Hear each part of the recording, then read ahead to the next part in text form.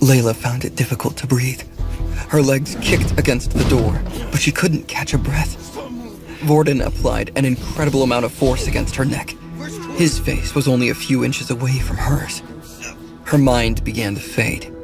What the hell's wrong with you? Peter moved next to his friend. Varden, I think you're hurting her. Varden pressed against her throat even harder. Layla struggled with all her might. If she didn't do something soon, she would pass out. Varden's eyes looked somewhere far away. The little one didn't like you.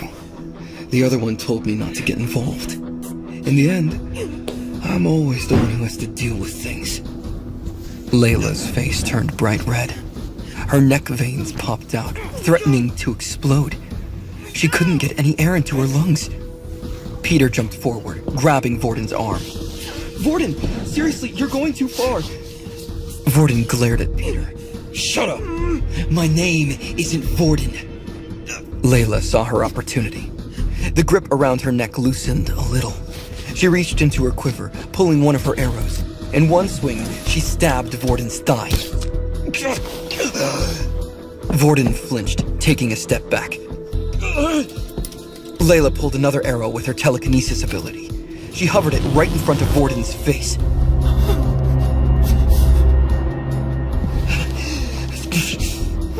Don't move, you psycho. If you do, I won't hesitate to shove this arrow right in your eye. Peter panicked.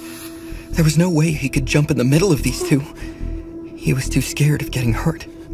Layla coughed, keeping her eyes on Varden. I don't know why Quinn asked me to look out for you. If you ask me, he's better off with someone like you. Varden's face softened. Wait, Quinn really said that? Look, I'm sorry about what happened. I just want to know what happened to Quinn. Varden's eyebrows twitched as he spoke. His personality changed completely. Layla didn't know what to make of it. Something told her this boy was dangerous. She wanted nothing to do with him. However, she needed to find Quinn. Quinn might be on a rampage of his own due to the hunger. She was the only one who knew Quinn's secret, so he needed her. Layla didn't put the arrow away as she stared at Varden. There was an accident during combat classes. He wasn't at the infirmary, so I thought he was in his room. It looks like he left. I wouldn't worry about it. Layla recalled her arrow back into her quiver and walked out of the room in a rush.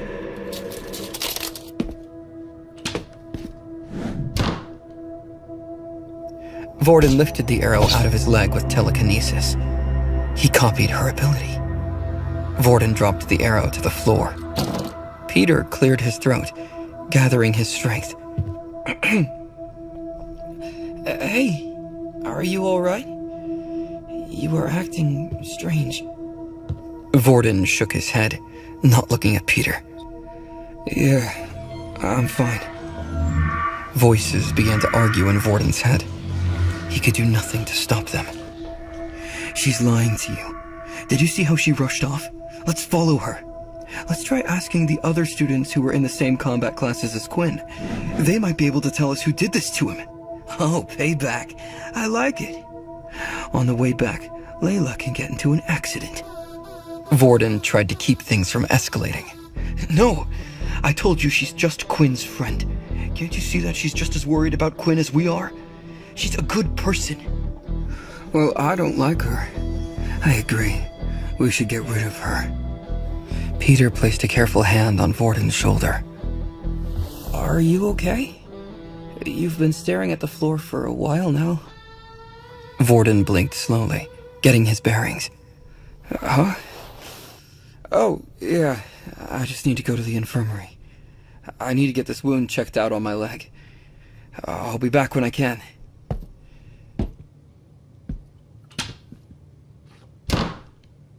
Peter stood alone in the room, not sure what to do. He wished he had Quinn with him. He always knows what to do in a situation like this. Quinn, where did you go? Quinn followed Frank from a safe distance. It didn't look like Frank was headed out of the school. Time was running out for Quinn. 12 out of 20 HP. If he lost any more HP, Quinn would have to search for Layla. He'd have to find Frank another time. Quinn couldn't let that happen. He wouldn't have a chance like this again. His enemies didn't split off on their own very often. Frank headed up the stairs toward the rooftop. Quinn reached the door leading to the rooftop. He opened it slightly, stealing a glance at the other side. Frank was the only person he could see up there. Lady Luck is on my side today. Quinn put on his mask. He also hid his watch, so Frank wouldn't see his ability level. The school didn't have that many level 1s. Frank had just fought Quinn. If Frank saw Quinn's watch, he'd be able to put 2 and 2 together. Quinn needed to move quickly. The door would signal to Frank that he wasn't alone. Quinn had a very small window of time to put an end to the fight. Quinn pushed open the door and ran over to Frank. As soon as Frank turned around, he saw a sharp claw and a masked man. Frank was too slow to react. He lifted his hand, but he couldn't stop the blow. The claw connected with Frank, drawing blood. It felt like 5 sharp knives were cutting him at the same time.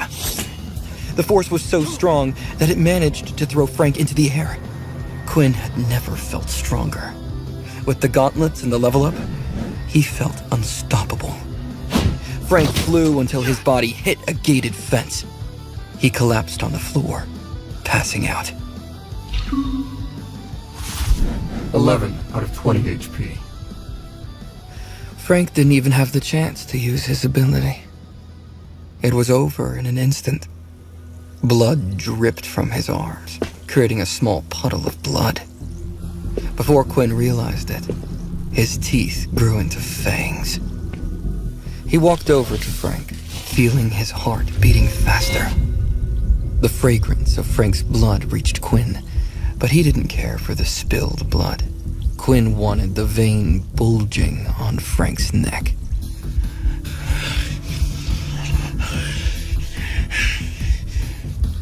Quinn lifted Frank slightly off the ground. Without even thinking about it, he sank his fangs into Frank's neck. Quinn drank deeply as notifications appeared before him.